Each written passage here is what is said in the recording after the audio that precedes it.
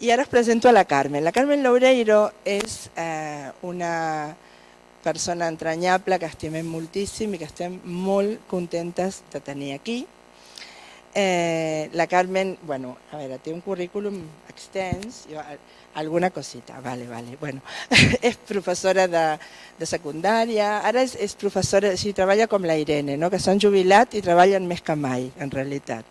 Però bueno, ella és professora de secundària de llengua, de literatura, és llicenciada en filosofia, és formadora de formadors, fa cursos per tot arreu, de diversos temes, en particular, o el que vull destacar en aquest moment és en educació emocional, i des de l'any 93 està molt vinculada a filosofia per a niños, i ella és una de les fundadores de l'Associació Galega de Filosofia per a Nenos i Nenes, i treballa, bueno, des d'aleshores, no? Del 93, ¿verdad? Y llavors, bueno, la presento con todo el cariño y con muchas ganas de escucharte.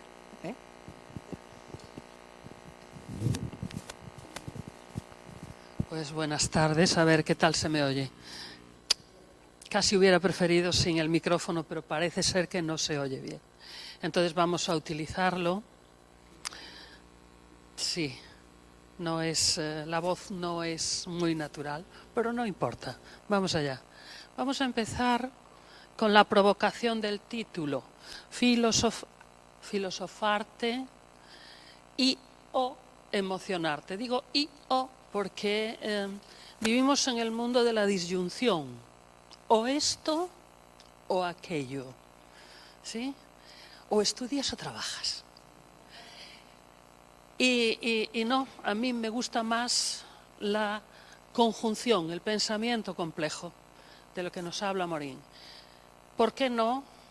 Filosofía y emoción y arte, porque lo del arte tiene su cuestión aquí también. Entonces he escogido como provocación estas dos imágenes de Chema Madoz. Es un fotógrafo que me parece maravilloso y que da mucho juego para estimular como motor de arranque del pensamiento, porque realmente ese tú con ese acento, ¿sí? Parece como que se clava. Ese acento es un poco agresivo, pero el yo tampoco tiene desperdicio. El yo es una, como, sí, para lanzar piedras. Entonces, este continuo enfrentamiento, este continuo confundir el todo y la parte y defender el pequeño territorio en el que nos sentimos seguros y para defender ese territorio excluir al resto, a mí me parece peligroso y no tiene mucho que ver con el pensamiento complejo. Entonces, o el pensamiento multidimensional, hay que llamarle bien, ¿no? Desde filosofía para niños.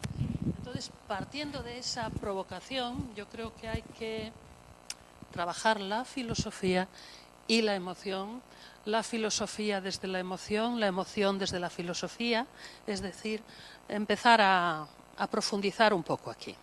Entonces, si tengo la suerte de que esto funcione, yo llegué a este mundo de filosofía para niños, pero soy como una quinta columnista. Yo no vengo de la filosofía, yo vengo de la psicología, ¿sí? Y en mis primeros tiempos de fogosidad, de curiosidad, de ganas de resolver, de enfrentarme a los problemas, veía que había como 4 grandes movimientos en aquel momento de renovación pedagógica, ahora ya no son, porque eso, por un lado teníamos el grupo de los de aprender a pensar. Hay que estimular las capacidades cognitivas, hay que procurar que los muchachos sean capaces de pensar por sí mismos y, bueno, eso lo teníamos muy claro.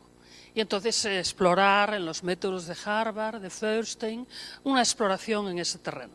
Pero por otro lado estaba empezando a nacer también la educación emocional y parecía que tenía sentido tener en cuenta las emociones. Al mismo tiempo se nos decía hay que trabajar las habilidades sociales porque en este mundo en el que vivimos de cada vez mayor individualismo resulta que los muchachos no tienen capacidad para relacionarse cara a cara con el otro. Y pues luego estaban los de los valores, ¿sí? El grupo de que hay que educar en valores. Lo siento, siempre se educa en valores. Ahora, ¿qué valores? eso es otra cuestión, pero siempre queriendo y sin querer educamos en valores, porque los valores se desprenden incluso de nuestro propio hacer. Hay un hacer que ya destila valores. Entonces, con todo ese, yo estaba rodando, ¿no? En esa rueda. ¿Y por dónde me decanto? Pues no quería decantarme por nada. ¿Por qué decantarse? Si todo es importante, ¿por qué decantarse? Y entonces, poco a poco, fui diseñando un modelo de trabajo que incluía todo esto que os voy a mencionar. Es una propuesta metodológica, una opción metodológica que incluía todo esto. Primero, afinación sensorial. Hay que afinar los sentidos. Hay que ayudar a que los sentidos sean más inteligentes a través de la atención, convertir sensaciones en percepciones. Entonces, imprescindible, porque son las entradas por donde la información llega a nosotros. Entonces, lo primero, afinación sensorial. Pero también, por supuesto, educación emocional, gestión de las emociones. Luego hablaremos un poquito de cada cosa. Por supuestísimo, habilidades de pensamiento. ¿Y qué más? Pues también habilidades sociales, gestión de los conflictos, cómo abordar los conflictos teniendo en cuenta todo lo anterior y, muy importante para mí también, el trabajo con dinámicas de grupo para conseguir cohesión, porque somos trabajadores que trabajamos con grupos humanos.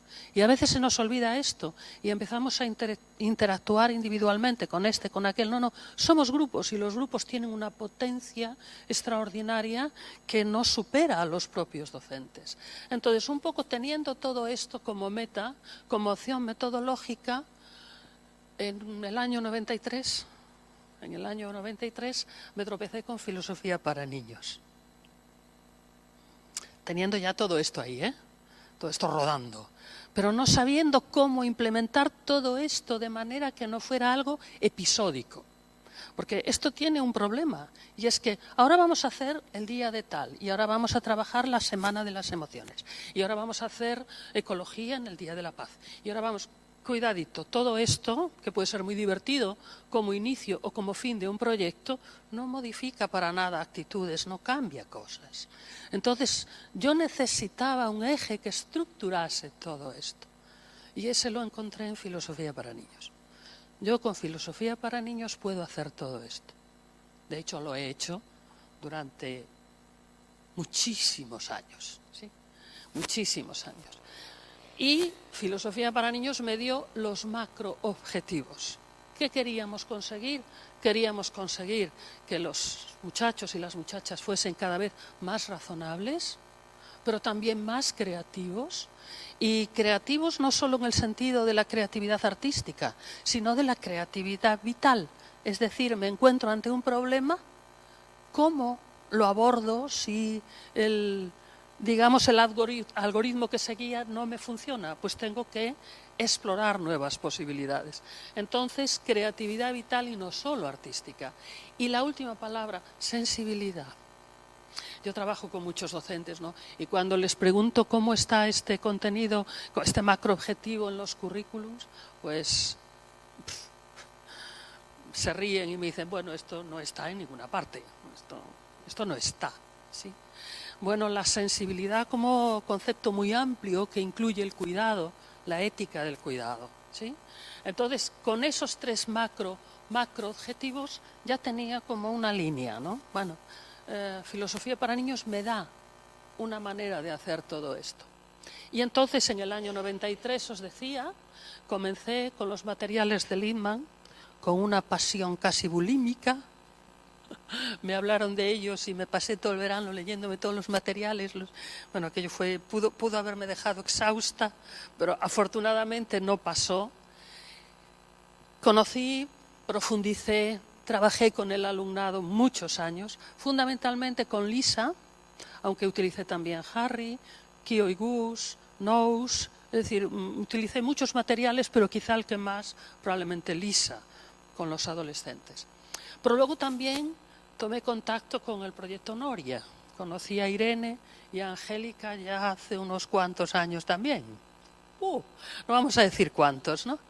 Y Y fue también otro soplo de aire fresco que introducía dentro de filosofía para niños y en ese eje del que ya no quise moverme más, introducía matices, perspectivas, modos de abordar sobre todo la creatividad. Me parece que ahí fue una aportación brutal y ahí intenté también conocer mejor y sacar partido de todo lo que ellas podían ofrecer, que era muchísimo.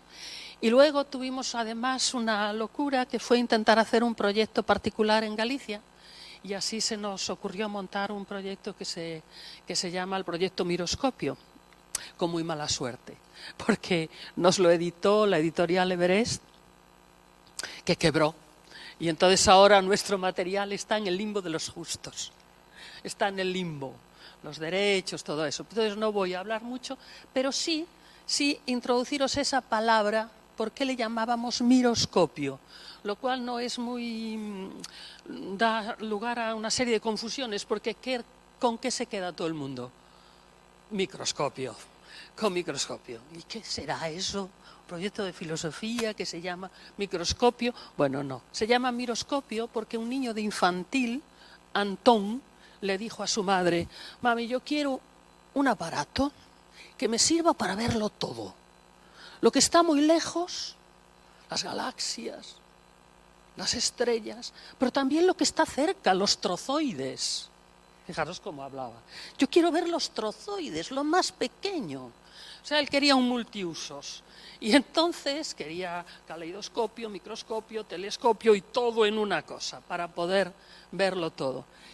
Y nosotros que estábamos pensando en aquello de qué nombre le ponemos al proyecto y teníamos algo tan ridículo como abriendo puertas, de repente Antón nos dijo: no, miroscopio, porque este es un aparato para mirar y volver a mirar. Y ahí hay una filosofía. Mirar con esa mirada flash, que ve pero no se detiene en nada. No, volver a mirar, porque miroscopiar es mirar dos veces, mirar en latín y mirar en griego. Miro, de mirar, y escopio, de ver, en griego. Luego nuestra filosofía implicaba mirar y volver a mirar, con atención, con sensibilidad, con escucha atenta, dándole al otro el protagonismo que merece. Y nos quedamos con miroscopio, claro. Y si la gente lo confunde con microscopio, ¿qué le vamos a hacer? Es lo que hay. Entonces esa fue, digamos, nuestra evolución dentro de este maravilloso mundo de la filosofía. Y ahí tenéis algunos niños mirando por nuestro miroscopio, que por supuesto, como podéis imaginar, por un lado estaba proyectando galaxias y por este otro lado pues se veía, no funcionáis, lo que está más cerca de uno. ¿Y qué es lo que está más cerca? Uno mismo. Entonces ahí lo que hay es un espejo. Pero claro que Ushio miraba por el miroscopio y le preguntábamos: ¿y tú qué ves, Ushio? Un león, un oso polar. Lo que es la fantasía de estas criaturas. Se veía él, pero él veía un montón de cosas. Bien, y pasamos a la otra parte, a la parte de la neuroeducación o de la educación emocional. Y fijaos lo que nos dice el señor Francisco Mora para hacer una buena educación emocional. Empieza con algo provocador. ¿Qué hacemos en filosofía para niños? Empezar con algo provocador, con algún conflicto cognitivo, con algún reto, con alguna sorpresa, con algo de asombro para atrapar la atención. Conecta con la vida del alumnado. Intentamos hacerlo, ¿no es así? Acercar los temas a aquello que les interesa, no a lo que nos interesa a nosotros. Trata de que quieran y puedan hablar. También, ¿cierto? Crea un clima donde no exista miedo a expresarse. Ahí está nuestro trabajo para crear comunidades de investigación. Introduce incongruencias, sorprende, reta, asombra, ¿sí? Despierta el interés y evita la ansiedad. Bueno, yo creo que el señor Francisco Mora estuvo observando las filoscolas y extrajo aquellas esencias que son importantes, ¿o no?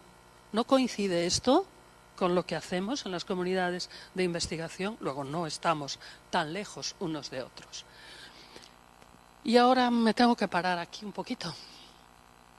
Qué portada tan horrible, ¿no? ¿Veis este libro? La portada. ¿Lo conocéis? Compórtate, de Robert Sapolsky. Bueno, pues es un libro que cuando tengáis mucho tiempo, porque es un tochazo, pero es de esos tochazos que te dan base científica, sustentación, te apoyan en lo que estás intentando hacer. Es un libro con aportaciones muy variadas, desde las hormonas hasta la herencia darwiniana, es decir, es un libro complejo que trata de explicarnos por qué nos comportamos, cómo nos comportamos, sobre todo cuando no nos comportamos de la manera más adecuada. ¿Sí? Entonces me gusta traerlo aquí porque él también sostiene que el funcionamiento de nuestro cerebro es complejo y existen en funcionamiento al mismo tiempo 3 estructuras no desconectadas, muy conectadas entre sí, que son el tronco cerebral, el sistema límbico y el neocórtex. Seguro que estáis cansados de escuchar esto, pero me interesa un poco porque fundamenta el sentido, la utilidad, la necesidad de trabajar el pensamiento para, de alguna manera, facilitar la gestión de las emociones. Entonces, ¿qué nos dice esta estructura triuna? Que tenemos un tronco cerebral, que es el que se encarga fundamentalmente de qué. Vamos a pasar esto. El tronco cerebral es el complejo R, también llamado cerebro reptiliano, que tiene como finalidad mantenernos con vida. Y eso coincide, ¿por qué se le llamará cerebro reptiliano? Porque es el sistema nervioso que tiene cualquier reptil. ¿Que le sirve para qué? Comer y no ser comido. ¿Sí? Alimentarse y que nadie se alimente de ti. Es decir, escapar. ¿Sí? Entonces, nosotros seguimos manteniendo esta estructura. Me miráis con una carita, como diciendo, eso serás tú. Ese reptiliano lo tendrás tú, yo no uso de eso. Pues creo que sí, pero vamos a ir despacio. Además de esa parte tan antigua que se encarga del funcionamiento de todos los automatismos de nuestro cuerpo, como la respiración, la circulación de la sangre, la digestión, todo eso va de modo automático. Nosotros no tenemos que darle órdenes a nuestro cuerpo para que esos sistemas funcionen. Pero además tiene como finalidad defender nuestro territorio, proteger a nuestras crías y, por supuesto, nuestro cuerpo, en fin, sobrevivir. Después está el sistema límbico. El sistema límbico evolutivamente es posterior y el sistema límbico es el que está más relacionado con las emociones. ¿Sí? Y tiene un particular vigía o guardián, que es la amígdala, que es como un perro guardián que se enciende cuando detecta peligro o amenaza. Y entonces, cuando el sistema detecta peligro o amenaza, tiene 3 opciones. Ataca, escapa o hazte el muerto. Ya sabéis que esto va así. Si le puedo a la cosa, ataco. Si no le puedo, escapo. Si tengo todas las salidas cerradas, me hago el muerto. Claro, todo esto seguimos hablando de un nivel muy básico, muy animal, ¿sí? Curiosamente, el sistema límbico también es muy importante, tiene muchísimo que ver con la memoria a largo plazo. Y nos dice algo que sí tiene consecuencias pedagógicas, y es, ¿realmente recordamos aquello que nos emociona? Realmente no olvidamos nunca aquello que nos emociona. Y a mí me gusta hacer un test y es preguntarle a una persona, a ti por ejemplo, ¿qué hiciste el martes?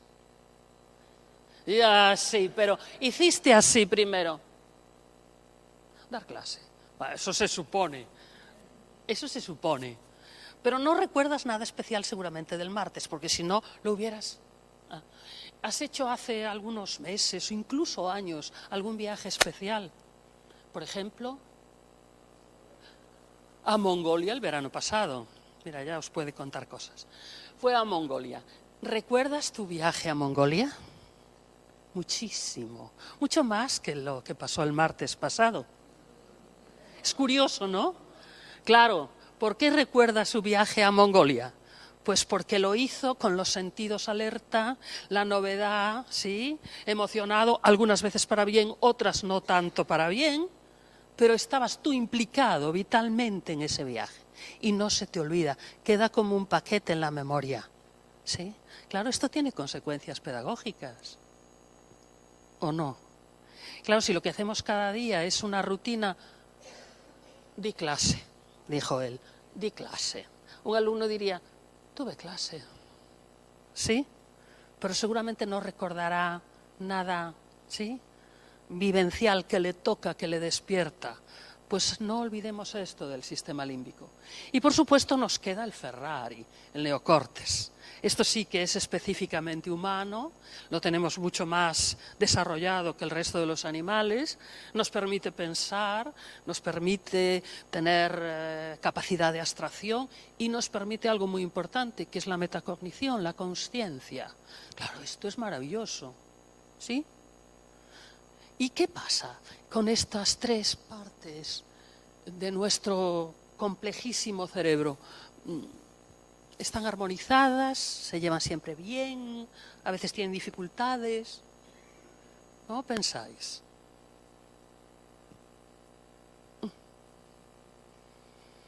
En mi pueblo había un señor que decía, no hay mejor vida que la de uno solo, llevándose bien. Pues claro, a veces no necesitamos uno de fuera para llevarnos mal, ya tenemos dentro todo el equipo completo. Tenemos todos los fantasmas de Pessoa dentro. ¿Por qué? Porque claro, a veces funcionamos en estado de tranquilidad y no amenaza, ¿sí? Como estamos ahora, no nos sentimos amenazados, ¿a qué no? No, estamos bien, estamos tranquilos. ¿Quién es el que toma el mando? ¿Quién manda?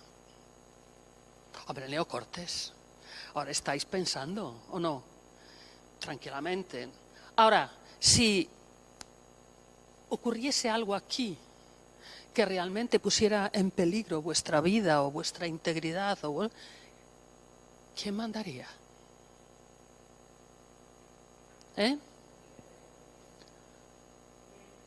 El R.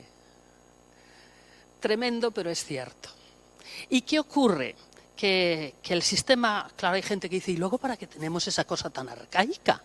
¿No podríamos extirparla? Pues va a ser que no, porque también nos ayuda a sobrevivir. Lo que hay que aprender es a convivir y a gestionar la armonía entre esos tres componentes que nos constituyen como seres humanos. Pero os voy a poner ejemplos, algún ejemplo pedagógico. Cuando os decía que nosotros respondemos como la mayoría de los animales defendiendo nuestro territorio, ¿sí? Nuestro territorio empezando por nuestro cuerpo, ¿eh? Nuestro cuerpo es nuestro territorio. ¿Nuestros hijos son nuestro territorio?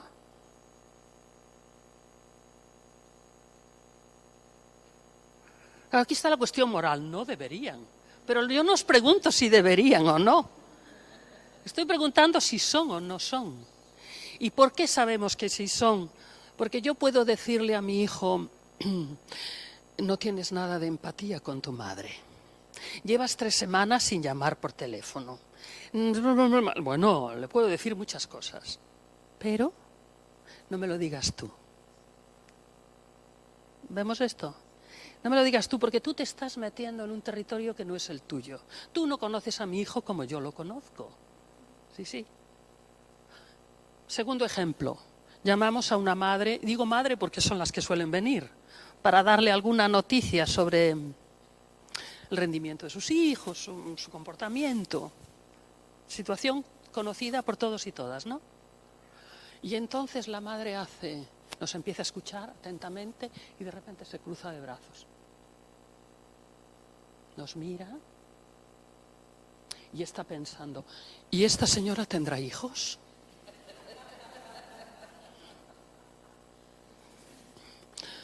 Y si los tiene, ¿cómo los educará? ¿Qué está ocurriendo? Esta mujer se siente doblemente atacada. ¿Sí? Está sintiendo que su hijo no cubre nuestras expectativas y por tanto no es el hijo ideal que a ella le gustaría, pero además se siente atacada porque piensa, entonces yo tampoco soy una buena madre. ¿Sí? Y como se siente amenazada por esa crítica dura, entra en modo reptiliano. Es decir, toma el mando el reptiliano y se defiende. Y entonces deja de razonar y empieza a hacer otra cosa, que es racionalizar. Es decir, siento y luego diseño las razones que no son tales razones, sino racionalizaciones para apoyar lo que siento. Y esto está de alguna manera documentando que realmente eso de que primero sentimos y luego pensamos, de eso algo hay. ¿Sí? Y con eso hay que tener cuidado. Porque si primero sentimos y luego pensamos, a veces nuestro pensamiento está reorientado para otra situación. ¿Tenéis hijos, hijas? En general, seguro que sí. ¿En algún momento vuestros hijos os sacan de quicio? En algún momento, creo que en algún momento sí. Y si no tenéis ángeles, no tenéis hijos. Entonces sí. Y ocurre que a veces, si nos pillan en el fragor del... ¿Cómo reaccionamos? Esto es así y tal y tal. Y además, 2 meses sin el móvil. Algunos os reís, pero sabéis que es así. Claro, luego pasa 1 hora de esas decisiones, y cuando pasa 1 hora, ¿qué ocurre? Bueno, pues que el reptiliano, el bichito se calma, el neocortes vuelve a cobrar protagonismo y dice, igual es desmedida la consecuencia respecto de la causa. ¿Sí? Entonces, ¿qué solemos hacer? Primero, sentirnos fatal. Sentirnos culpables. Porque fue un comportamiento desmedido, porque no es muy modélico para un hijo. Intentar resolver un conflicto gritando y abusando de tu poder. Y entonces, claro, ya estás blandito.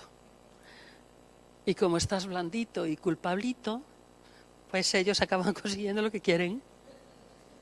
¿O no? Claro, porque además ellos no son tontos y descubren que cuando nos llevan a un límite y perdemos el control, luego nos sentimos mal. Y una persona que se siente mal es más fácilmente manipulable. Y no es que sean monstruos ellos tampoco, ¿eh?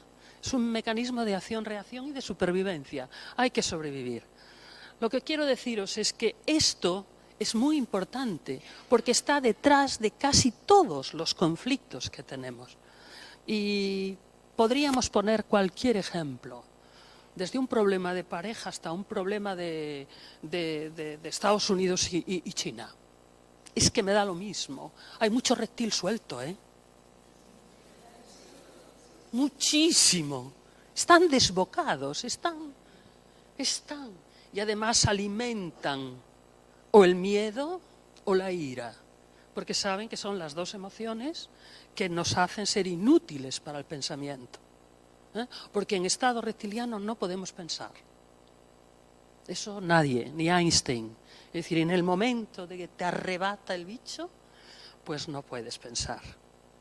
Claro, entonces esto nos lleva, ¿cuál sería el objetivo para una serie de personas que creen que hay que apostar por el pensamiento, por el rigor, por una ética que tiene en cuenta al otro? Pues no nos queda otra que fortalecer el neocortes. ¿Sí? Pero para fortalecer el neocortes también hay que aprender a calmarse. Porque en estado de excitación el neocortes no se puede fortalecer. Entonces, que hay que conjugar un estado de ánimo más tranquilo y el ejercicio de las habilidades de pensamiento para modular. Lo que desde luego no podemos hacer es extirpar. Y ojo, si realmente os veis en peligro, si estáis amenazados, fiaros también del reptiliano. Porque actúa en milisegundos. Yo si estoy cruzando un paso de peatones y viene un camión a toda velocidad, me fío del reptiliano. No me voy a poner a pensar, ¿y este camión cuántas toneladas tendrá? ¿Me dejará aplastada o solo me arrancará un brazo? O sea, no me pongo a pensar, me escapo en milisegundos. Por eso es importante tenerlo, por eso nos ayuda a sobrevivir, por eso hay que llevarse bien con él y quererlo. Saber que está ahí y que puede salir, pero hay que quererlo, sacarlo de paseo, dejarlo disfrutar, porque es muy disfrutón. Le gusta la vida, le gusta el campo, le gustan las flores. Pero si yo le digo, siempre pongo el ejemplo de que tuve un perro que no supe educar, un desastre. Era el jefe de nuestra familia y un desastre. Íbamos de paseo y él me paseaba a mí. Él iba adelante y yo detrás con la lengua de fuera. Eso no quiero yo que le pase a mi reptiliano. Yo a mi reptiliano lo paseo, le dejo disfrutar. Pero si yo le digo quieto, que se quede quieto. Porque si no, él actúa primero y yo tengo que ir detrás luego recogiendo los desperfectos. Y eso sería perder absolutamente la capacidad de ser libre. Porque si reacciono ante cada estímulo que provoca una respuesta reptiliana, si reacciono sin pensar, no tengo en absoluto libertad. Soy un mecanismo de acción-reacción. Y entre una acción y una reacción hay una cabeza que piensa. Y tiene que pensar. Porque si no, acabamos haciendo bastantes disparates. Bueno, no me miráis algunos con una cara. ¿Qué nos cuenta esta mujer? Bueno, vamos a seguir. Entonces ahí nos encontramos con esa palabra que yo le debo a Irene, la palabra del persensar. Bueno, ya tenemos el problema montado, ya sabemos que somos complejos, ya sabemos que tenemos reacciones más racionales y más emocionales, y entonces optamos por utilizar esta palabra, que para mí es una palabra maleta que contiene todo lo importante. Percibir, volvemos a los sentidos, percibir, sentir, pensar y hacer. Porque los tres primeros verbos son como muy para adentro, pero no proyectan hacia afuera. Y muy importante, en comunidad y utilizando como herramienta básica el diálogo. Y esto para mí es un programa. Ahí resumo todo y vuelvo al principio, a toda aquella metodología de la que os hablaba antes de tropezar con filosofía para niños. Para mí ahí está todo. Trabajar la percepción, la emoción, el pensamiento y hacer. Por eso, después del trabajo con arte, a mí me gusta que los niños hagan cosas. No solamente dialogar sobre lo que estamos haciendo, sino hacer. Y suelo decir que están muy desperdiciados últimamente los viejos retroproyectores, porque como ya no los usa nadie, pero como ya no los usa nadie, podéis usarlos vosotros. Y son un instrumento mágico para que ellos creen. Tú les das cestas de cosas que están hechas en papel transparente, de colores, y les dices que pongan sobre el retro. Y construyen unas cosas maravillosas. ¿Estáis algunos, los de infantil? ¿Cuántos hay de infantil aquí? No muchos, pero bueno, muy obsesionados con las mesas de luz de Reggio Emilia, ¿o no? Hay que construir la mesa de luz. Bueno, pues un viejo retro es la mejor mesa de luz, y ahí están, ¿sí? Ellos tienen que hacer cosas. Ahora, la pregunta es ¿cómo? Y esta es otra de mis obsesiones. ¿Diálogo o debate? Diálogo, nosotros lo tenemos clarísimo, pero no todo el mundo lo tiene tan claro. Y a mí me gusta esto dejarlo claro con la gente que trabaja conmigo. Y es que la palabra debate lleva ahí, si os fijáis, también es una palabra preñada. La palabra debate lleva dentro la palabra bate. ¿Y qué es un bate? Un instrumento para golpear. Pensad en toda la familia. Abate, rebate, combate, en todos los casos implica utilización de la violencia. No tiene por qué ser violencia física, también hay violencia verbal. Entonces, si yo pongo a mi alumnado a combatir, a rebatirse y a abatirse, evidentemente no voy a conseguir cohesión de grupo, ni voy a conseguir evitar la ansiedad del diálogo, ni voy a facilitar que se sientan a gusto expresando lo que piensan. Entonces, yo no soy partidaria del debate, a pesar de las muchas ligas que hay por ahí, que sabéis que las hay, tanto en secundaria como en la universidad, propiciando este modelo. Entonces, ¿diálogo o debate? Yo diálogo, respeto al que elija otra opción. Y para eso, preguntas abiertas. Pues claro, los profesores somos muy dados a hacer muchas preguntas, pero casi siempre son preguntas cerradas. ¿Quién contesta las preguntas cerradas? Los que se lo saben todo, y los otros procuran que no les preguntes. Porque, claro, se disfrazan de mueble para evitar las preguntas. Entonces, preguntas abiertas. Además, contexto seguro.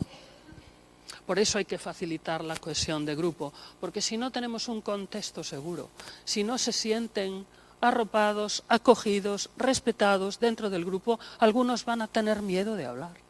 No van a hablar, no los podemos forzar. Entonces, pregunta abierta, contexto seguro y trabajando la escucha atenta, la espera, el parafraseo. A mí me parece importantísimo lo de parafrasear. Es decir, que un muchacho para poder intervenir tenga que recordar lo que dijo la otra persona que habló antes que él o la persona a quien quieren matizar, ampliar, disentir, pero primero escucha, Primero escucha, reformula, dale la oportunidad al otro que te diga, sí, eso es lo que he dicho, o no, perdona, me habré explicado fatal, pero yo no quería decir eso. Cuando reformulamos, estamos dando lugar, claro que no hay que decir exactamente lo mismo, eso sería hacer el diálogo larguísimo, no, pero sí, bueno, yo quiero entrar en esto, pues recuerdo, escucho primero y recuerdo. Si se dan esas condiciones, progresivamente se va produciendo un empoderamiento de las criaturas. La palabra no es muy amable, pero sí, y los que nunca hablaban comienzan a soltarse a hablar. Y los que hablaban siempre ejercitan más la escucha, que no les viene mal, ¿sí? Y eso ocurre. Recordando siempre que en todo diálogo tenemos que tener en cuenta dos pisos. El piso de arriba, que es el nivel de tarea. ¿De qué estamos hablando? El contenido, ¿sí? Las preguntas que nos hacemos, pero nunca debemos olvidar que hay un piso de abajo, que es el nivel afectivo. ¿Y cómo nos llevamos? ¿Y cómo nos respetamos? Y ojo, porque esta clasificación en piso de arriba, piso de abajo, afecta a cualquier grupo humano, también a un claustro de profesores. Tiene su piso de arriba, que es su tarea, educar, sus objetivos, su distribución del poder, cómo circula la información. Eso sería piso de arriba. Pero ¿y cómo nos llevamos? ¿Y este piso de abajo influye en el de arriba o no? ¿Sí o no? Mucho. Desde el piso de abajo podemos boicotear el piso de arriba. Descaradamente. Y desde el piso de arriba a veces también nos ponemos estupendos y nos ponemos a mandar pendrives a la gente con lo que tiene que hacer, pero se nos olvida que de vez en cuando hay que comer juntos y hay que hablar y hay que sonreír y que no hace falta estar abrazándose, pero sí respetar. Y que a veces se nos olvida que tenemos que respetar. Entonces, tener en cuenta esos dos niveles. Dejadme que saque aquí una de las viejas. Todos seguro habéis trabajado con esta imagen. Pero yo la saco porque me trae unos recuerdos extraordinarios. Quizá de hace más de 20 años. Y porque ejemplifica de alguna manera lo que acabamos de decir. Preguntas abiertas. Grupo de primero de la ESO. Momento, yo les hago siempre 5 preguntas de las que hablaremos después, que son la base para trabajar el arte. ¿Qué percibo? El persensar. ¿Qué percibo? ¿Qué siento? ¿Qué pienso? Y termino, ¿qué opino? ¿Qué opinamos de esta imagen? Y recuerdo que en ese momento alguien levantó la mano y dijo, no me gustan nada. Bueno, ¿y por qué? son gordas. Y entonces otro levantó la mano y dijo, perdona, no son gordas, son fuertes. Claro, ahí ya tienes la mina para repreguntar. ¿Y por qué dices eso? ¿Por qué dices que son fuertes? Pero tú no lo ves, profe, y además no son igual de fuertes. ¿Ah, no? No, ¿qué va? Estas son como las mujeres de verdad. Hay unas que tiran y hay otras que se dejan llevar. Digo yo, ¿y en qué te basas para decir eso? Hombre, profe, pero tú no ves ese brazo es normal. Y claro, tú nos dices siempre que una imagen es como un fotograma de una película. Y entonces esto es el presente, aquí está el pasado, allá está el futuro. Y esa mujer tiene el brazo así tan musculado de tanto tirar para el futuro. ¿Ah, sí? Sí. Y no tiene cara. ¿Y por qué no tiene cara? Porque no es una mujer cualquiera, no eres tú, no es ella, es la mujer que tira. Y la otra, dice, la otra es feliz. La otra mira los pajaritos, las nubes. La otra es feliz. Ahora, evidentemente, yo no sé si Picasso pretendía decir eso. Es muy probable que no. Pero lo que descubrí ya hace 20 años es que el arte es, como dice Eco, una ópera aperta, una obra abierta a múltiples lecturas. Y un niño puede leer cosas que yo no leía. Descubrir que ellos te pueden asombrar y que cuando les haces preguntas abiertas te asombran porque contestan no lo que tú esperas, sino lo que pasa en su máquina de pensar. Entonces, ese es un ejemplo, porque además os aseguro, ni era el mejor alumno de clase, ni cosa parecida, ¿eh? No, era un alumno de los más normales, ¿sí? Entre comillas. Pero vio eso en esta imagen y a mí se me quedó grabado. Y recordemos también que el diálogo es fundamental, ¿por qué? Porque la verdad es compleja. La verdad es lo que dice Ortega, la Isis miriónima, una figura que tiene un montón de caras, 10.000 caras. Para poder acercarnos un poquito, tendríamos que fiarnos de lo que los otros ven. Imaginaros que aquí hubiese una gran escultura en medio de la sala y tuviéramos que describirla entre todos sin movernos del sitio. Es como la parábola del elefante y los ciegos, ¿no? Cada uno tendríamos una visión de esa figura. Si no preguntamos qué ven los demás, es probable que nos quedemos con que la nuestra es la verdadera. Es que es la verdad. Y además decimos, sí es la verdad porque yo lo vi. Le damos al sentido de la vista criterio de verdad. Pues a veces ni lo que vemos es tan cierto, ¿no? Hay que buscar la verdad, como decía Machado. Tu verdad no, la verdad. Y ven conmigo a buscarla. La tuya, guárdatela, apárcala ahí un poquito. Vamos a buscarla entre todos. Y esto me recuerda también otra exposición que vi hace unos cuantos años, que de lejos era una sala amplia. Cuando entrabas, veías esta cosa que brillaba y que además producía sonidos, tintineaba. Y uno decía, ¡ah, qué obra, qué maravilla! Pero a medida que te ibas acercando, descubrías que eran cuchillos, ¿sí? Y son obras de una artista que intentaba definir la cultura japonesa. Había estado becada en Japón y entonces ella sostenía que la cultura japonesa tenía una mezcla de ternura y crueldad, de delicadeza y crueldad. Y entonces lo simbolizaba con una serie de instalaciones. Aquello eran palillos de comer, lo otro era como unas venas sanguinolentas y en medio de ellas cuchillas. Es decir, que algo que de entrada decías, qué bonito, te ibas acercando y te removía las vísceras, que también es una de las funciones del arte. No solamente mostrar la belleza, sino sacudir la emoción.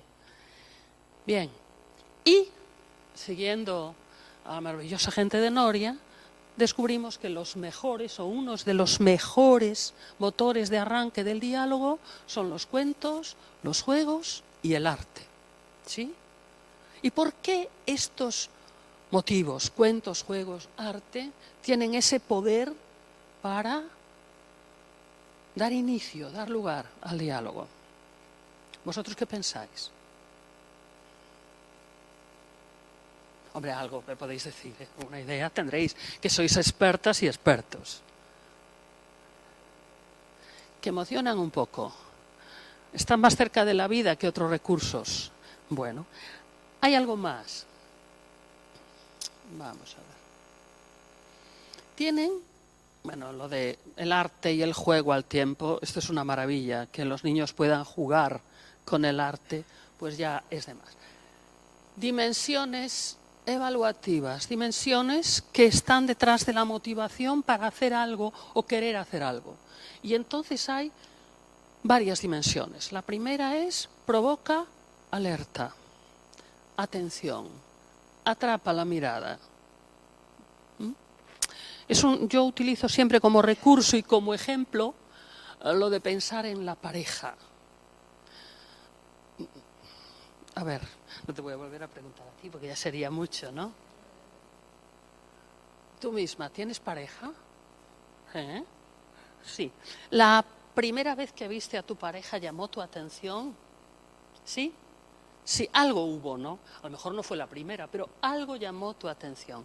Cuando algo llama nuestra atención, se produce la segunda dimensión, es la dimensión motivacional. Voy hacia eso que llama mi atención. ¿Sí? Claro, cuando voy hacia eso que llama mi atención, pueden ocurrir dos cosas. Que realmente se cumplan las expectativas y, bueno, sí, merecía la pena, o que pensaras, pues tampoco era para tanto, y me voy. Pero debiste de pensar que sí. Y entonces se produce la tercera dimensión, la dimensión hedónica. Produjo algo de placer, el contacto. ¿Sí? Sí, algo. ¿Qué ocurre cuando algo, alguna actividad nos produce placer? ¿Queremos repetirla o la abandonamos? Repetir, claro, dice ella, repetir, claro. Y entonces se produce la dimensión valorativa. Ya no es algo episódico, ya no es algo puntual, ya es algo que quiero conservar porque es valioso. ¿Sí? Algo que merece la pena. No un episodio de divertimento, sino algo valioso. Y además hay una dimensión más, la dimensión energizante. Quiere decir que cuando tú estás o estabas con esa persona, estás un plus más despierta, más viva, más... ¿Sí? ¿Por qué te ríes tú? A ver, dime la verdad. Le voy diciendo, ella puede decir que no. También os digo que esto no necesariamente dura toda la vida, ¿eh? O sea, tampoco hay que ponerse estupendos y pensar que esto ya está. No. Pero sí es un ejemplo que ahora yo diría, podemos llevarlo a otros ámbitos. ¿Puede un libro, una película, una obra de teatro cumplir estos criterios? ¿Sí o no? Sí. ¿Y nuestro trabajo? También. O sea que si queremos jugar con la motivación, tendríamos que tener en cuenta cómo llamar su atención, ¿sí? Que atrapar la mirada, que tuvieran ganas de seguir con eso, que esa actividad produjera algún tipo de placer, que les invitara a querer repetir. Y vosotros sabéis que es así, porque cuando hacen algo que les gusta, te lo dicen. ¿Y cuándo volveremos a hacer? Piden repetición. Quieren convertir eso en un hábito, no solamente en una actividad puntual. Y además sabes que están disfrutando y que están atendiendo porque su cara es otra. Están más despiertos, más atentos, sonríen y cuando termina la hora te dicen, pero ya. Claro, tampoco podemos mantener este estado todo el día, ¿eh? Hay momentos de ejercitación y de otras cosas. Pero sobre todo cuando iniciamos cualquier tipo de proyecto, habría que jugar con estas variables. ¿Qué os parece? Bueno, pues seguimos. Y entonces recordaros aquello de la sensibilización sensorial, la afinación de los sentidos. que para que una sensación se convierta en percepción precisa atención. Por eso hay que jugar con los sentidos, pero también con la atención. Aquello de no es lo mismo ver que mirar, no es lo mismo oír que escuchar, porque para escuchar y para mirar precisamos atención. Entonces, ejercitar eso, que es un proceso consciente. La sensación no es consciente, la percepción es consciente y queremos ejercitar la consciencia, ¿sí?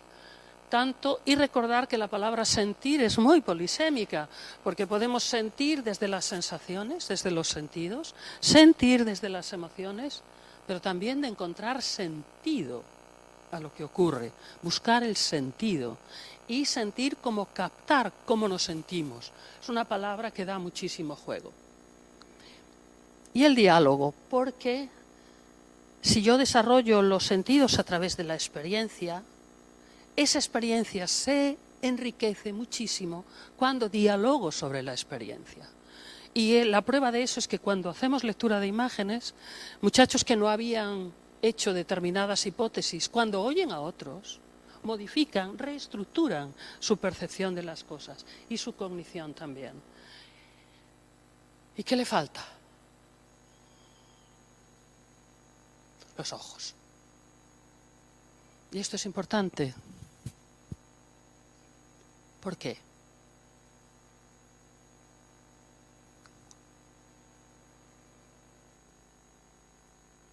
¿Qué pasa? ¿Qué pasa cuando tiene ojos?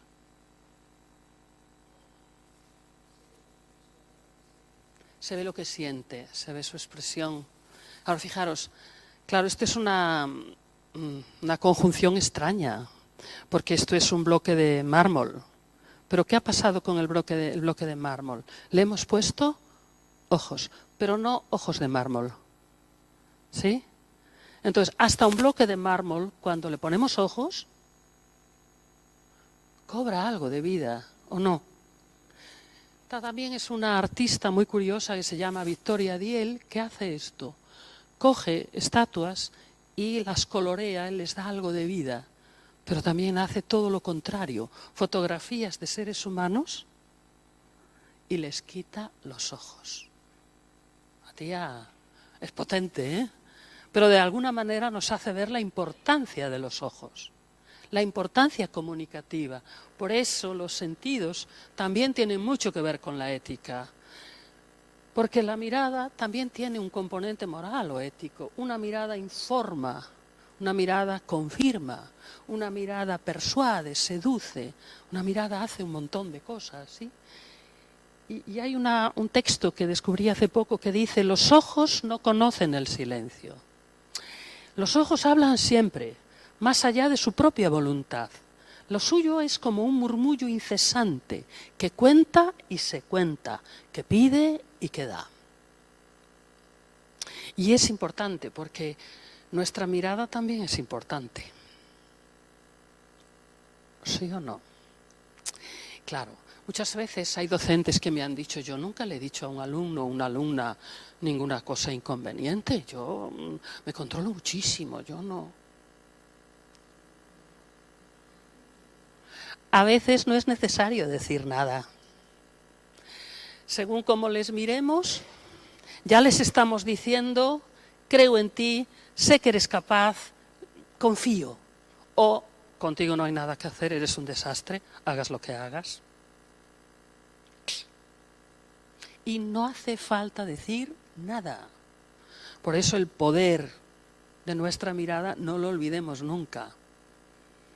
Y ya no os cuento cuando la utilizamos en un aula para controlar la situación. ¿Conocemos esa mirada? ¿A que sí?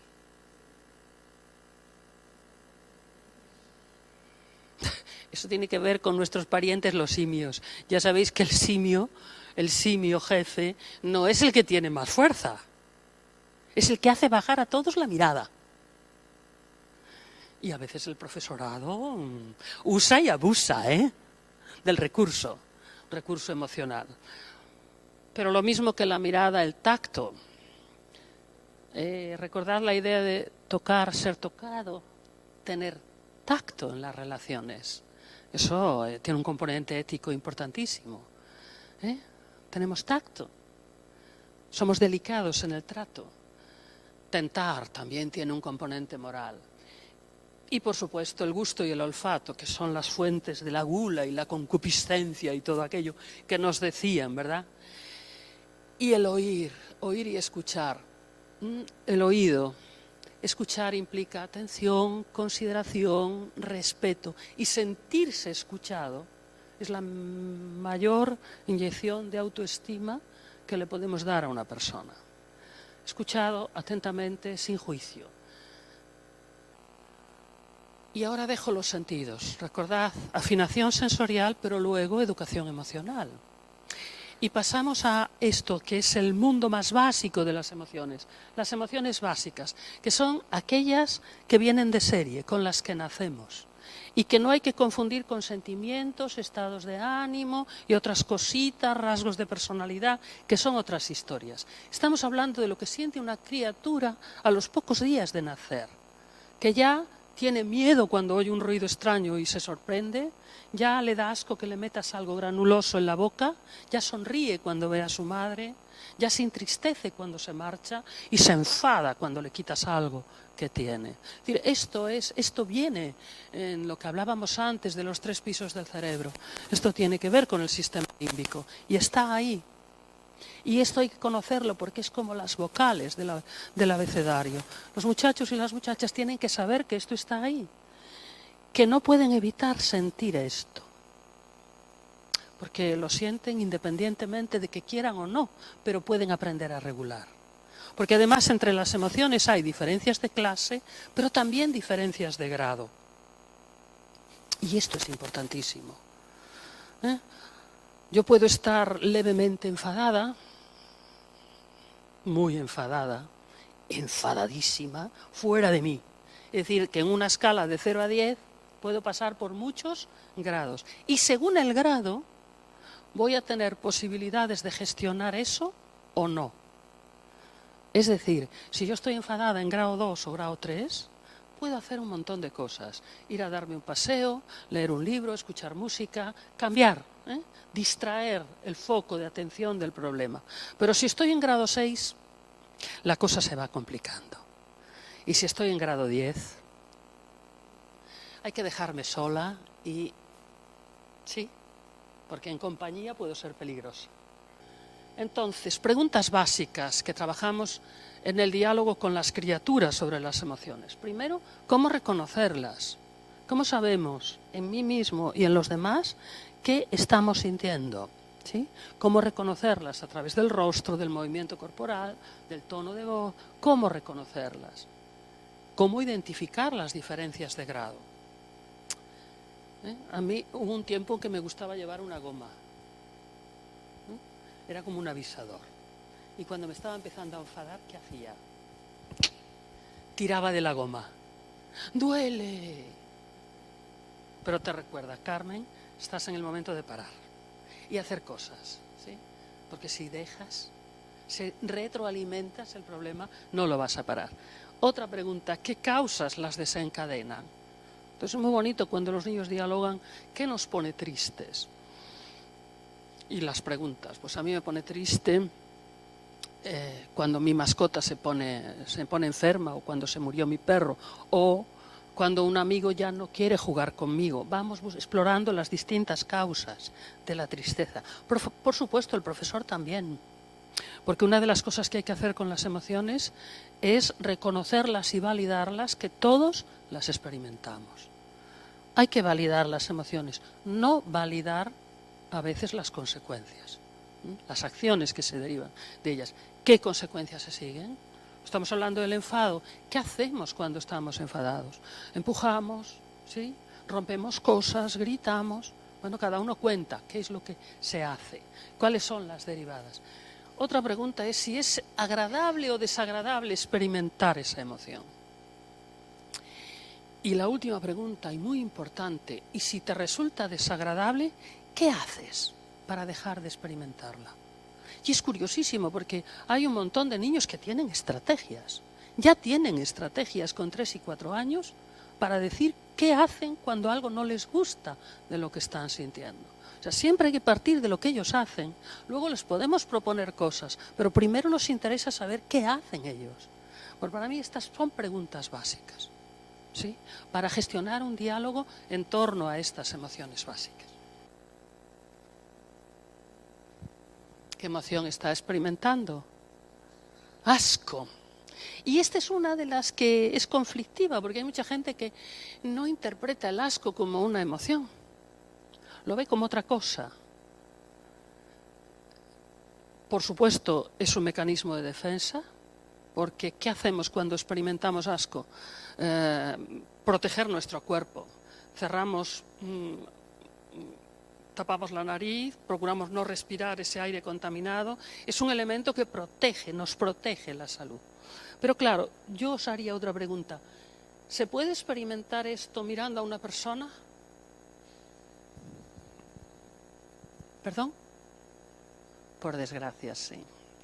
Quiero decir que ese asco tan visceral, tan metido dentro de nuestra biología, es la causa muchas veces de otras cosas, como el racismo, la xenofobia, ¿sí?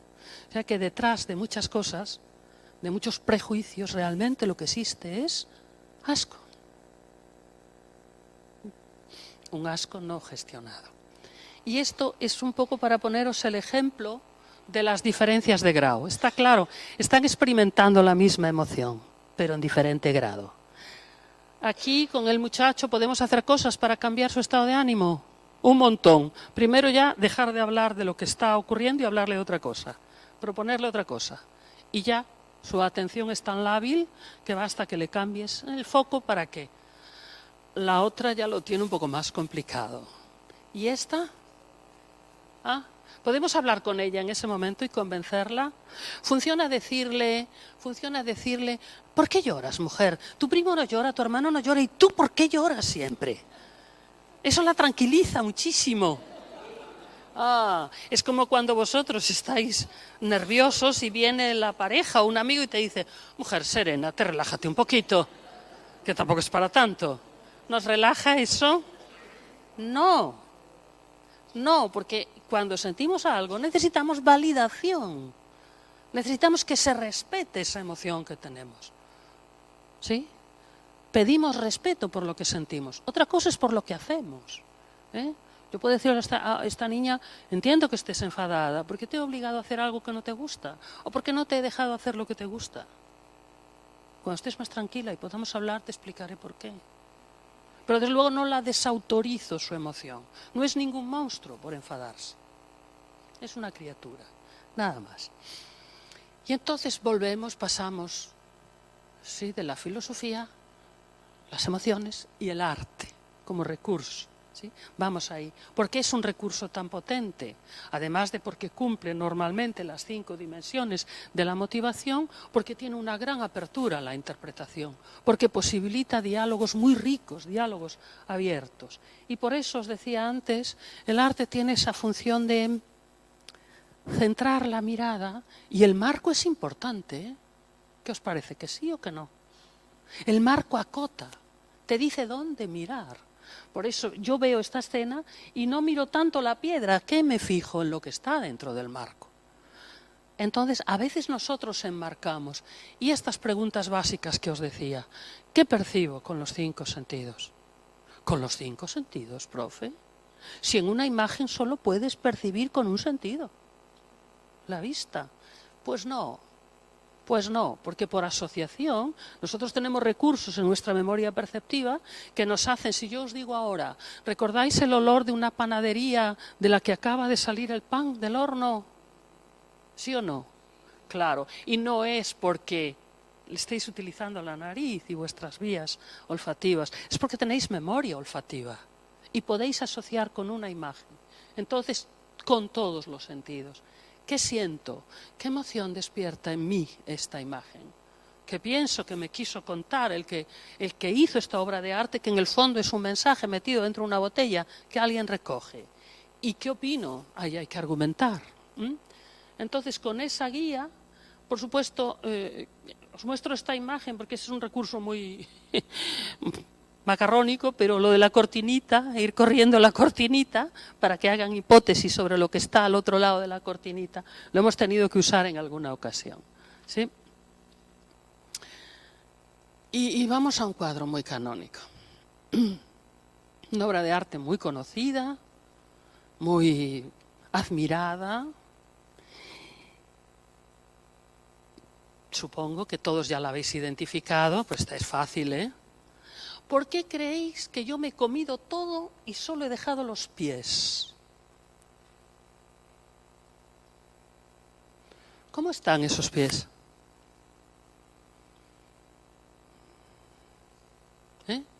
Tensos, están tensos. ¿Y qué hay al lado de los pies?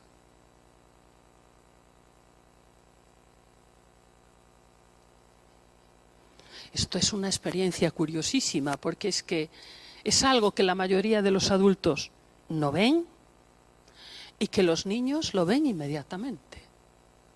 ¿Qué hay ahí?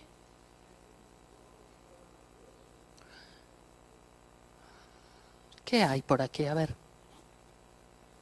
Claro, si fuerais mis alumnos os tendría media hora, ¿eh? Pero no tenemos tanto tiempo. ¿Esto qué es? Una pared, pero aquí termina algo, ¿no? ¿Y esto qué es?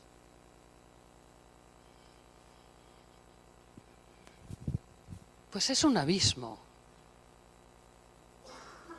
Es un abismo.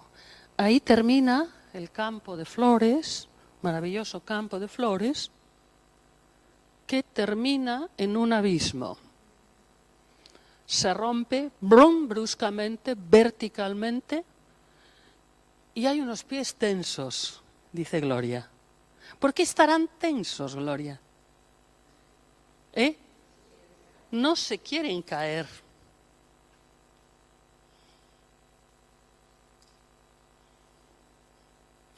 Claro, no lo habías visto nunca. Yo ya lo sé, eso ya lo sé. Pero ¿por qué los niños lo ven? Esta es una pregunta que me hago, me sigo haciendo. ¿Por qué los niños a la primera ven que ahí hay un abismo y los adultos raramente? Hay que preguntar, insistir, ¿no? Claro, el hecho de que exista ese abismo condiciona la interpretación de este cuadro. ¿Por qué? ¿Por qué, Ana?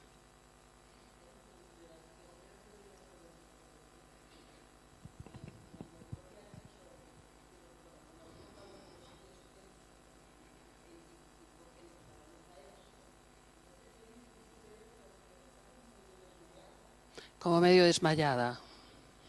Pero desde luego, los pies contradicen el resto de su comunicación, porque ella parece relajada, abandonada, incluso desmayada, puede que incluso muerta, pero los pies no. Los pies están vivos y se agarran al abismo. Y claro, ¿esto qué nos hace pensar?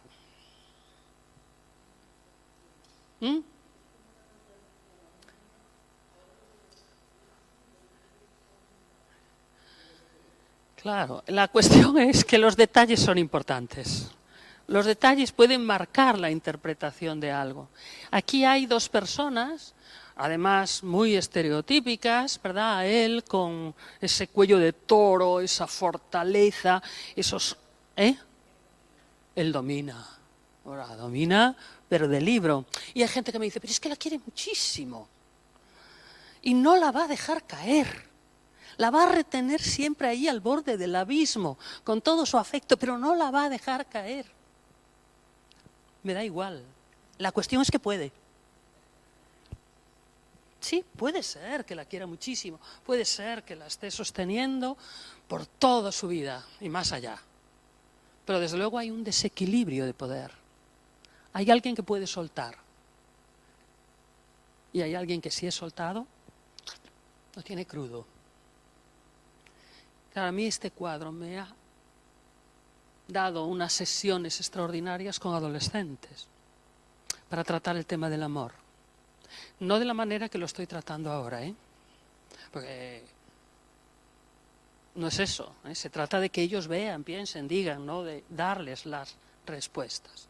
Yo os cuento porque son los diálogos que he tenido y para que un poco veáis por dónde va el diálogo alrededor de las obras de arte. Pero me ha dado un juego extraordinario, entre otras cosas porque hay muchos adolescentes que sí tienen esta idea de lo que es el amor.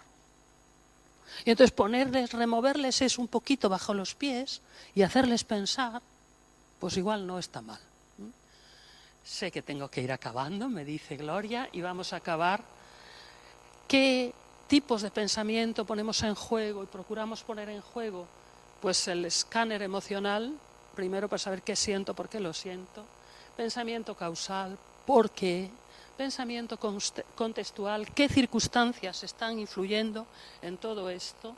Pensamiento alternativo, ¿qué opciones tengo? Pensamiento consecuencial, ¿y qué se derivaría de cada opción? Pensamiento, medios, fines. ¿De qué medios dispongo para alcanzar el fin que busco? Pensamiento evaluativo. ¿Cuáles son las mejores posibilidades? De todas, pensando cada acción y sus consecuencias, ¿cuál de ellas tiene mejores consecuencias para todos los implicados? Pensamiento correctivo. Una vez puesta en práctica aquella decisión, a veces no se acomoda a lo que uno pensaba y hay que autocorregirse y hay que cambiar lo que habíamos hecho. Y por supuesto pensamiento en perspectiva. ¿Y este problema cómo se ve desde el lado del otro?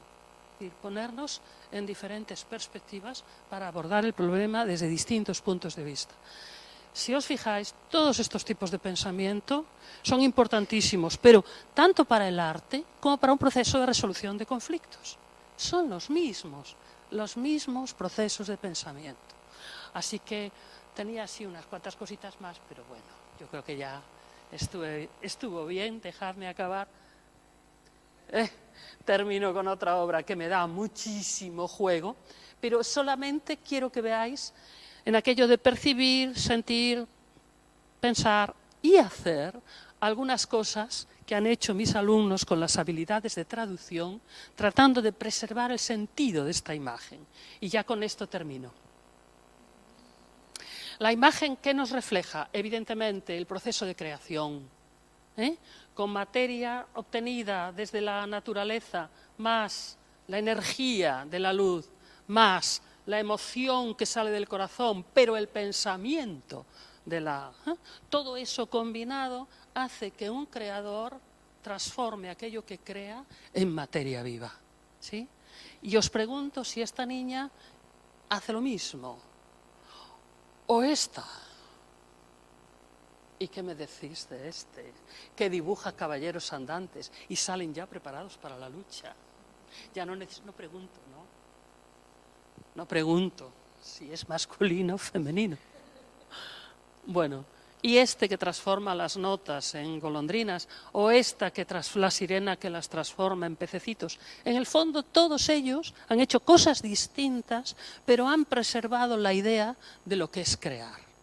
De lo que es crear, que es traer a este mundo algo que no estaba y darle vida, que en el fondo es lo que quieren todos los creadores, dar vida a aquello que crean. Y ya aquí sí que ya doy por finalizada este ratito que estuve con vosotros, que fue un privilegio sobre todo por el espacio y por vuestra compañía. Muchas gracias.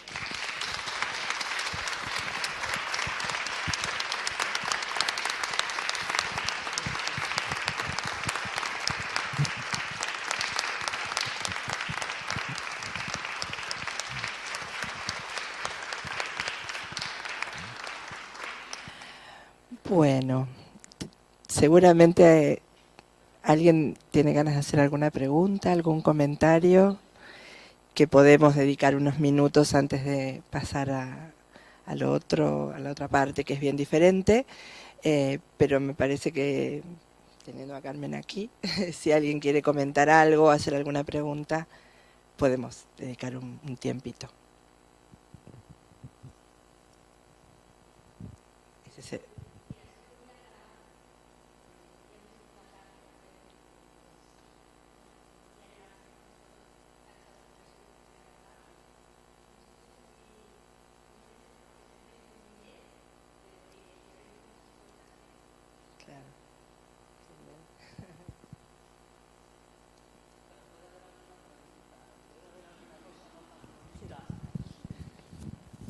Sí.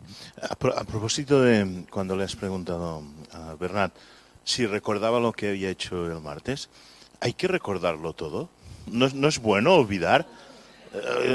¿No es bueno aprender cosas para luego olvidarlas? Y te acuerdas de aquello, no, pero no me gustaba porque lo he olvidado, ¿no?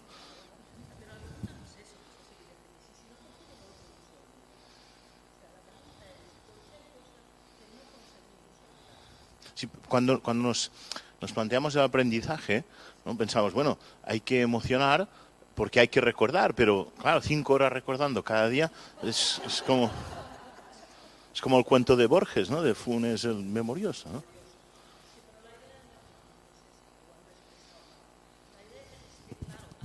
Matamos muchas moscas a cañonazos y decimos, bueno, es que yo no puedo hacer esto porque como tengo un currículum tan grande y lo tienen que aprender todo, pues lo que te digo es que no, como la mayor parte la van a olvidar.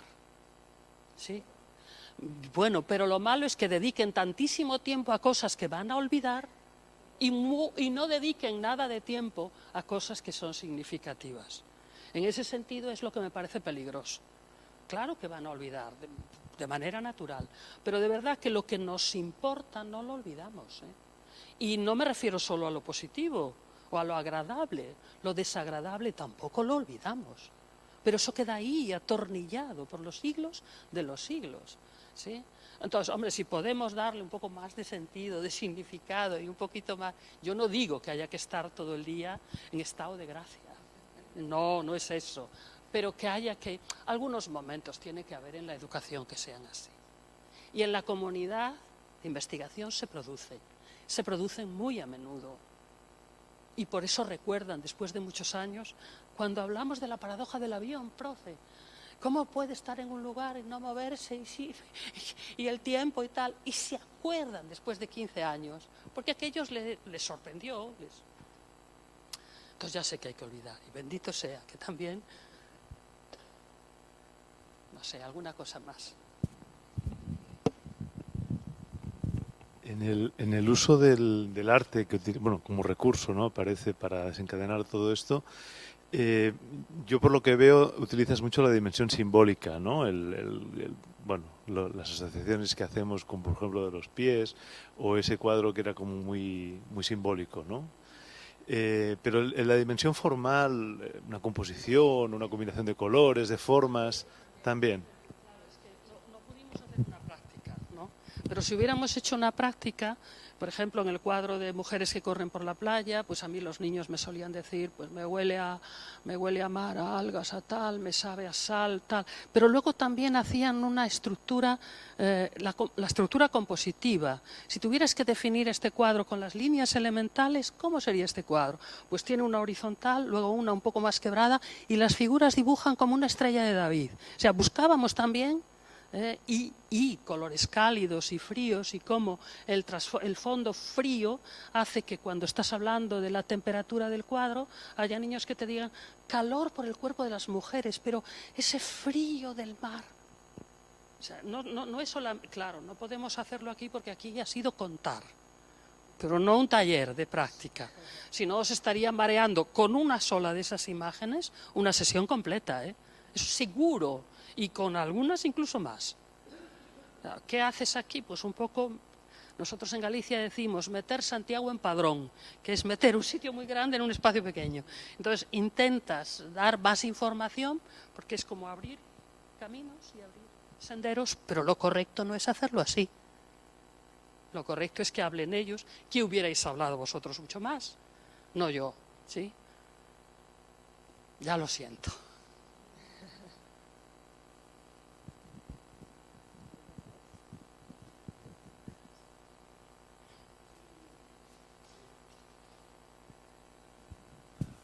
Bueno, gracias. Gracias, Carmen, por tu pasión y tu inteligencia, ¿no? Tu gracia. Mira,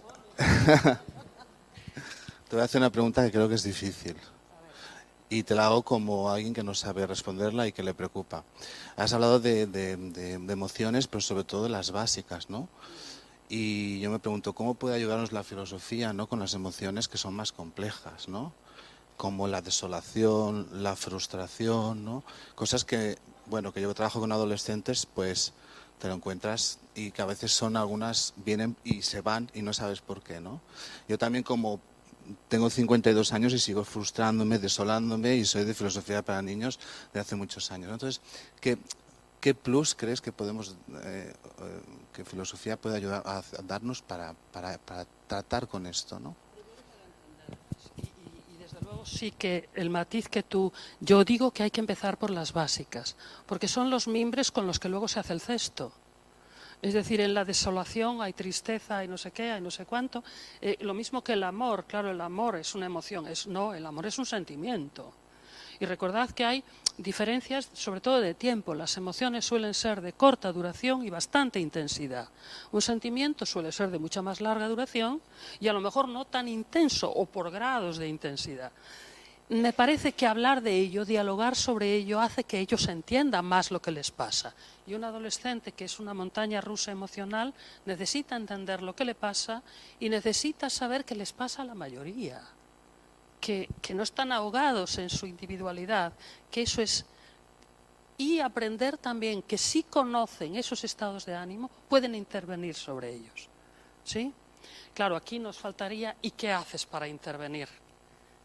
Y entonces es donde están las estrategias de autorregulación, que básicamente estarían en 3 grupos. Primero, cómo manejar tu atención, tiempo fuera, desvío de la atención cuando el foco es muy intenso, puedes o no puedes, cómo manejar tu atención, la reestructuración cognitiva, cómo pensar sobre el problema de otra manera.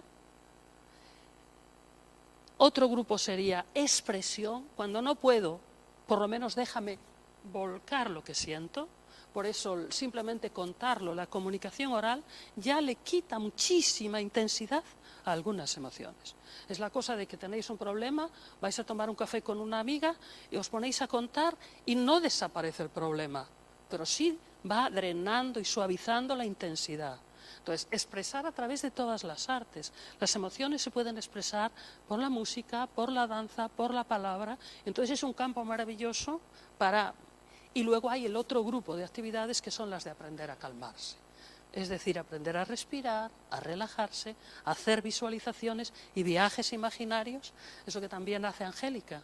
¿Sí? Es decir, serían como estrategias para trabajar la autorregulación emocional. No hay ninguna panacea ni una varita mágica, pero entender lo que nos pasa y entender que nos pasa a casi todos y que hay estrategias para que eso que sentimos no nos haga tanto daño, para desdramatizar, y que no estemos toda la vida. Porque tú sabes que cuando tienes una herida en una mano, desinfectas, limpias, pones una tirita, le echas cromer, pero como la herida es psicológica, a veces lo que hacemos es meter el dedo, ¿sí? Y ahondar, y darle vueltas. Es lo que se llama el pensamiento rumiante, y no sabemos parar ese ciclo. Pues pensando podemos aprender a parar ese ciclo, reforzando el neocortes y aprendiendo a pensar desde la calma, desde la tranquilidad, podemos aprender a parar eso. ¿Soluciones mágicas? No, pero se aprende, Se aprende a no entrar en todas las provocaciones que a lo largo del día van a suscitar tu neocortes, no, tu reptiliano. Y eso os aseguro que se aprende, porque yo entraba mucho más. Ahora yo entro en las ocasiones indispensables. Y hay personas con las que entramos siempre, que son las personas que queremos.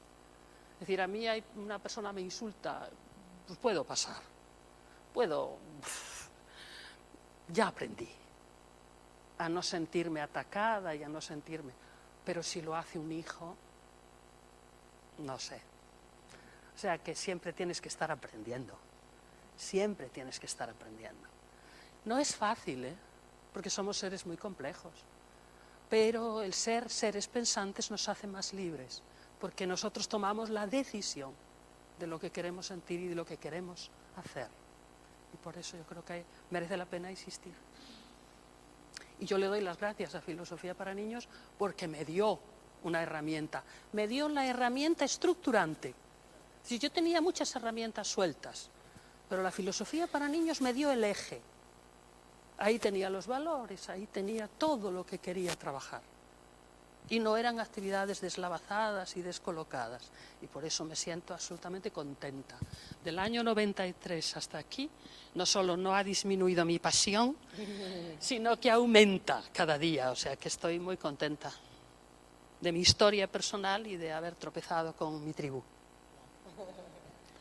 Bueno, muchas gracias. Bueno, gracias, Carmen.